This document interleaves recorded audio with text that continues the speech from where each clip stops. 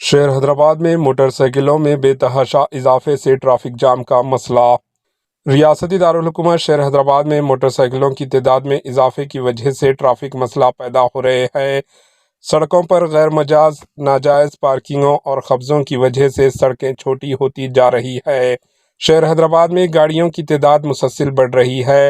حیدرآباد کے تقریباً سبھی سڑکوں پر کار، بائک، آٹو و دیگر گاڑیوں کی وجہ سے سڑکیں بھرپور نظر آ رہی ہے۔ ایک اندازے کے مطابق شہر میں تقریباً روزانہ 85 لاکھ تا 90 لاکھ گاڑیاں سڑکوں پر دوڑتی ہے اور ان کی تعداد میں مزید اضافہ ہو رہا ہے۔ پچھلے سال ہر 1 کلومیٹر پر 10,000 گاڑیاں موجود ہے، جو گزشتہ 5 سالوں میں 6,500 گاڑیاں فی کلومیٹر تھی۔ شہر کے مصروف ترین سڑکوں پر روزانہ ٹریفک جام کا مسئلہ پیدا ہو رہا ہے۔ Begumpet flyover, Paradise flyover اور Hitec City flyover اور دیگر اہم فلائی اوورز پر سبھی کا حال ایک جیسا ہی ہو گیا ہے۔ Bureau report, AHN news.